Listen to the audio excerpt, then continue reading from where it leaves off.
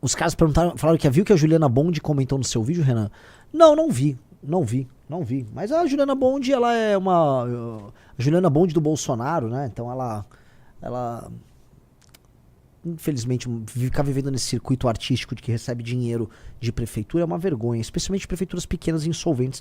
E tem artista, tem uma dupla sertaneja, eu não sei se é aquele não sei o que Juliano, eu acho que Henrique e Juliano, que falaram que não fazem shows pra prefeituras. Acho que é Henrique e Juliano.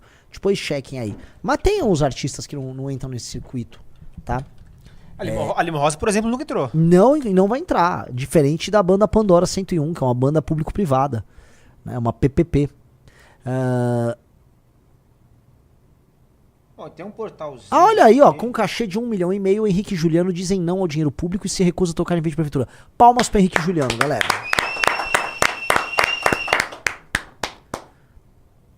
É isso.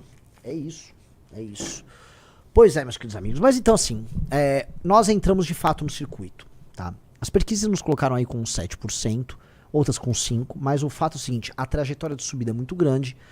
A minha pré-candidatura, de alguma maneira, por mais que ela seja a pré-candidatura mais pobre, por mais que seja uma pré-candidatura, assim, de um partido novato, ela é referendada, inclusive, por uma estatística que saiu também, foi divulgada na CNN ou na Jovem Pan, eu sempre confundo as duas, que mostrava que a gente é o 4º partido favorito dos brasileiros. A Juliana do Bonde falou, que honra.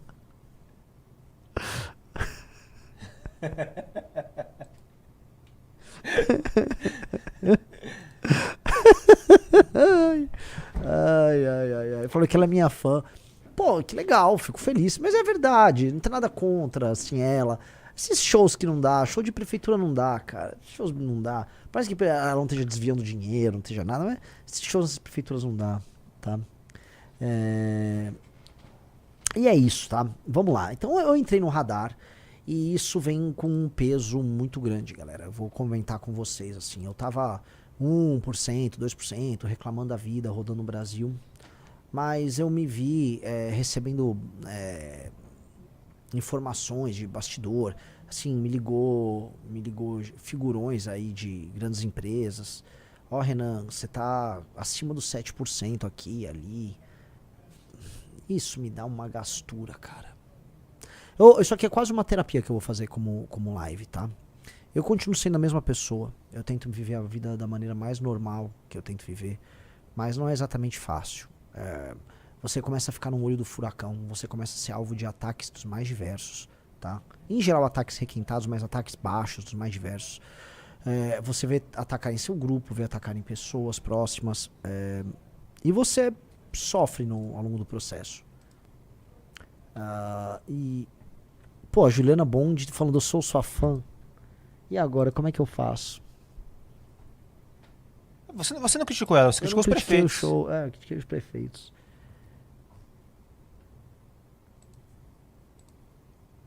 Tô me sentindo culpado agora. Juliana Bond, não é nada pessoal, de maneira alguma, nem é uma crítica a você. Eu também não sei quem é que vai cuidar da periquita, né? Que é a música dela. Quem da minha periquita. Eu também não sei. Eu nem tenho uma periquita. Tá, Juliana Bond. Tô me sentindo culpado, riso. Ô, Juliana. Então o que eu posso falar pra vocês, assim, é tudo muito estranho, cara. Eu fiz um vídeo do Juliana Bond e ela respondeu, entendeu? Qual é a próxima? O Neymar vai tomar um... O Neymar que anda com o Nicolas. Aliás, eu vou comentar já da briga do bolsonarismo, né? Mas é uma coisa completamente nova, é muito ataque. Eu encontrei minha família esse fim de semana e falei, cara, se preparem. Eu encontrei minha sobrinha, que é a bebezinha. Bebezinha não, ela já tem 6 anos, mas...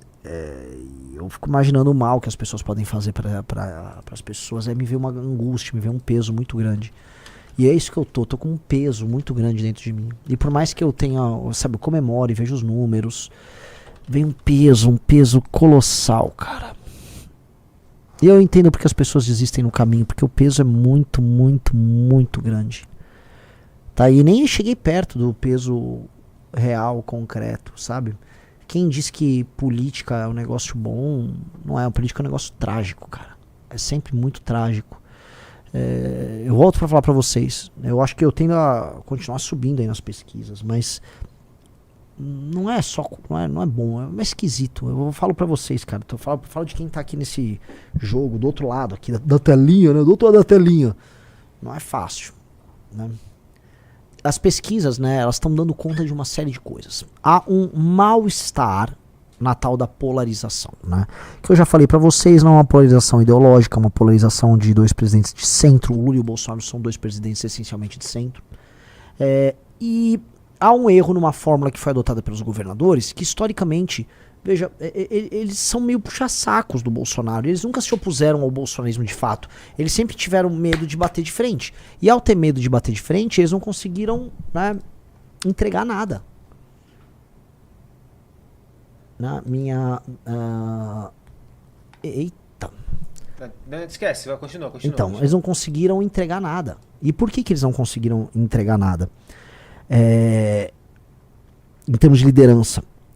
Porque a lógica de você ficar na fila esperando alguém aparecer, alguém cair pra vocês entrarem, é uma lógica de uma espécie de um número 2, é um cara que tá no banco de reserva, sabe, o cara com a camisa 23 na Copa do Mundo, que tá torcendo pra um meio campo quebrar a perna, se machucar, ou tomar um cartão vermelho pra poder jogar.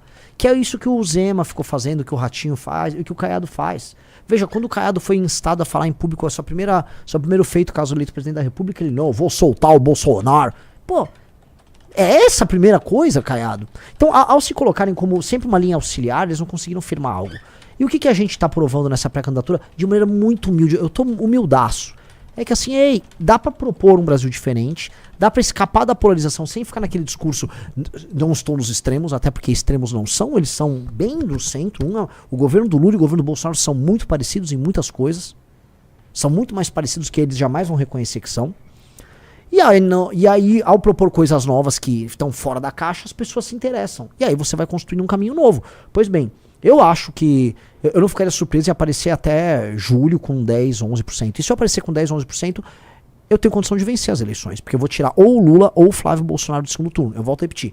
Se eu chegar até julho com 10, 11%, eu vou ter participação nos debates garantida, eu vou aparecer na TV, a imprensa vai me dar cobertura. E aí, cara, eu vou ficar conhecido e aí eu derroto esses caras. E aí dá até um friozinho na barriga, né? Porque a gente fala, nossa, vamos realizar esses sonhos mesmo. E isso é muito movido por uma militância que é sensacional. Nada hoje se iguala ao trabalho militante do Partido Missão e do MBL. Nada se iguala ao trabalho do nosso time. É um trabalho fenomenal. E é um time que está se preparando para um ano que vai ser muito difícil, um ano de muitas guerras, um ano de muitas surpresas, tá? E é um ano que... cara, a gente vai se firmar como força política, e toda vez que você se firma como força política, você vai passar pelas dores do crescimento, pelos desafios. Imagina assim, essas últimas semanas, hoje, acho que formalmente hoje é o último dia das filiações, né? E, cara, todo mundo correndo pra lá e pra cá pra se filiar no partido A, partido B, partido C, e a gente conseguiu montar um time legal filiado pra lançar pelo Partido Missão.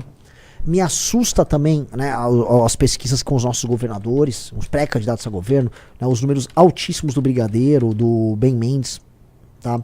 O bombeiro Rafa, aliás, né, só pra colocar aqui, eu já tinha avisado pra vocês que um cara que já foi muito amigo nosso, não tenho nada contra o pai dele, só pra explicar, não tenho nada contra ele na física, nem contra o pai dele, que é o André Marinho. Gosto do pai dele já foi muito bacana no momento que a gente precisou, já fomos bacanas também, e não tenho nada contra, tá? Mas o André Marinho é aquele cara que bolsonarizou, né? Fez o cálculo, foi pro novo, bolsonarizou. Então, assim, que ninguém se confunda, nosso pré-candidato ao governo do Rio nas eleições suplementares que vão acontecer agora chama-se Bombeiro Rafa, e esse vai ser o primeiro teste de urna do Partido Missão. Então, todo o nosso apoio, toda a nossa força pro Bombeiro Rafa agora nas eleições suplementares. Que ninguém nosso venha com papo de André Marinho. Que ninguém nosso venha com papo de André Marinho. O André Marinho não tem nada a ver conosco. O André Marinho é bolsonarista e já foi inclusive referendado pelo Paulo Figueiredo. Eu já avisei meses atrás. E é da escolha dele. Ele fez essa escolha, ele arque com as consequências da escolha. Só não veio achar que a gente que tava na mesma trincheira que ele, vamos achar isso bonito, vamos achar legal. Não vamos falar. Não foi legal. É óbvio que isso é uma traição ao que o cara fazia, né? O cara atacou o Bolsonaro lá dentro da Jovem Pan. Acho que foi demitido do Pânico por conta disso. Aí logo em seguida é obrigado a ter que se aliar por conta de uma conveniência. Então assim, André Marinho pra lá, a gente pra cá. Não temos nenhuma relação com ele, tá?